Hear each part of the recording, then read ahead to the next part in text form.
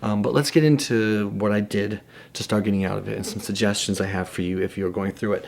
One of the first things I did was I realized that my depersonalization, my derealization, it was absolutely comorbid, which means it was interconnected with my anxiety. It was directly correlated. If my anxiety was extra high, my depersonalization was extra high. So one of the most simple things that you can do if you think you're suffering from depersonalization, derealization, is get rid of the stimulants in your life. A lot of people, they do their coffee, and I do coffee now again because I've been able to work that back into my life as I've healed. But that is something that you should highly consider getting rid of. You don't need it. It is going to make things worse. Another thing is you're going to have to. Some people are in full blown panic mode. Some people have a more mild depersonalization. But if you're severe, you need to pull shit in. It's lockdown time.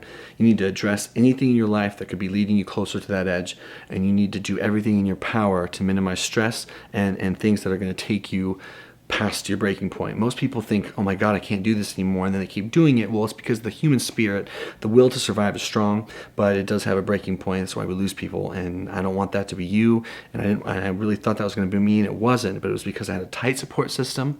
I got rid of things I couldn't handle. That even meant work for me.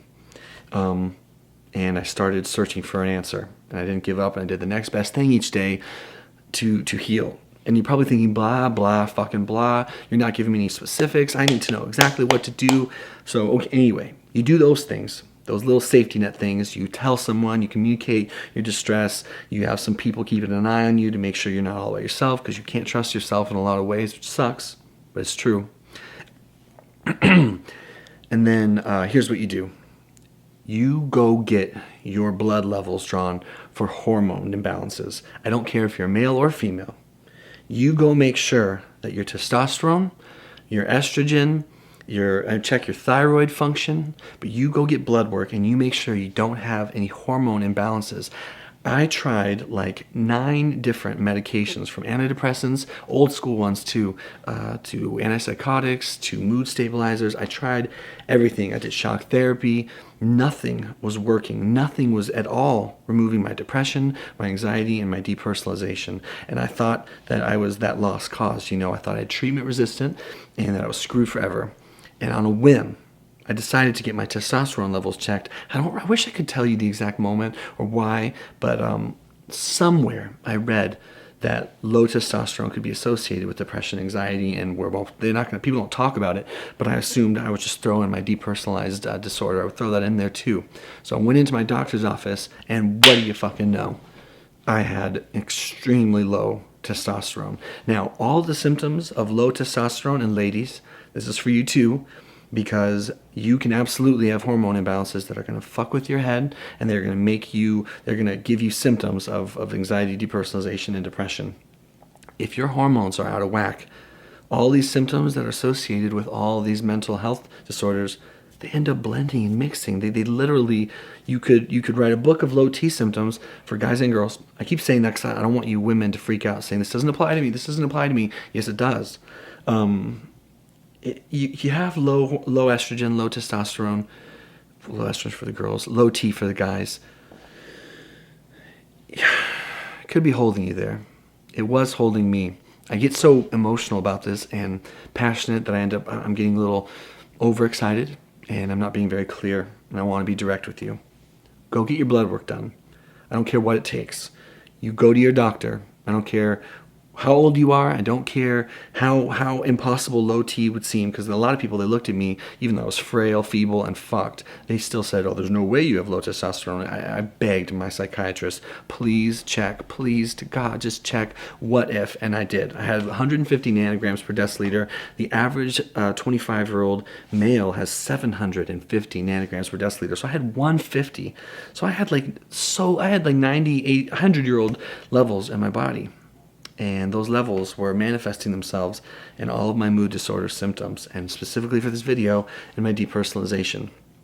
So I took a couple more blood tests because my doctor didn't believe it, but sure enough, it was absolutely true. It was indisputable, and I started testosterone replacement therapy.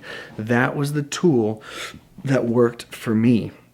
Now, I've done testosterone replacement therapy for the last year, and my improvements were nothing short of miraculous over this last year. Because before I started, God, man, I mean, I'd probably be haunted to see video footage of myself at my worst, but I was so gone, guys. I was so hopeless. My depersonalization was so bad. My nightmare, my dream-like state was so severe that I would spend every waking moment trying to figure out when and how I was going to go ahead and end everything. And it was such a sad place to be. And it was going to be a really sad way to die. And that's what I thought was coming for me. I addressed the low testosterone. I've been on therapy for a year. And my depression, anxiety, and for this video, my depersonalization has almost completely fixed itself. I also, just so you know, I do everything in my power to take it easy on my brain. I do everything in my power to promote mental health. And I've really had to work hard, and it hasn't been instantaneous. In fact, it's been very slow. But it's actually happened. You know, before it was all just theory, maybe. But it did actually happen. And now things don't quite look just how I remember them. But we're getting close. We're getting real close. And I've had moments where I thought I'm all the way there. But depression recovery, anxiety recovery, depersonalization, derealization recovery is not linear. That means it does not do this. It'll break your heart because it's going to go 5 steps forward, 4.7 steps back. That's just the nature of it. But it has gotten better. Each month has been a little better than the month before. So I am not stupid. I don't believe in miraculous recovery. I believe that my testosterone replacement therapy has given me my life back, along with a ton of self-help and of self-care, meaning I take care of my mind and body. I don't drink, I don't drug, I don't do anything that could possibly make things worse or keep me from getting better. And I'm not judging anyone who does. I'm just saying I don't fuck with anything. I'm too scared. And it has allowed me to get to a place where I can be functional, I can have a job, I can have a good relationship. Again, I can be a productive person, and I can actually think there's a place on this earth for me. So that's what I want you to do. What is this video, like 13, 14 minutes long by now? If you're still here, God bless you. If you're suffering, you're struggling, be brave. Be brave. You are stronger than you think. I promise. I mean, I would always say things to myself like, I can't take this even for one more minute. But I would get through that minute, and that minute would turn into an hour, and that hour would turn into a day, and that day would turn into a week, and I'm still here, and I'm still there, and I hung in there until I found my solution. Find out if you have an imbalance. See if that is your solution, and get to work on treating that imbalance. If that is not the solution, you don't give up. We'll keep searching. We'll do nutrient deficiency panels, food allergies. We will try different medications or holistic approaches. There's always something. That's the bottom line, is that if the hormone stuff ends up not being what it was for you, it doesn't mean it's over. It doesn't mean you're screwed forever. You'll find it. That was just the tool that got me there, along with doing all the right things each day that I could for my mind and body, as I like to say. So I want you guys to check out healingfromdepression.com for coping strategies and things you can do to minimize your suffering while we try to figure out what you need. And I want you to not take no for an answer. And I want you to go get that blood work. Humor me and go get that blood work and find out if that's what's wrong. And if it is, awesome. If it's not, then we'll keep searching and we'll figure it out.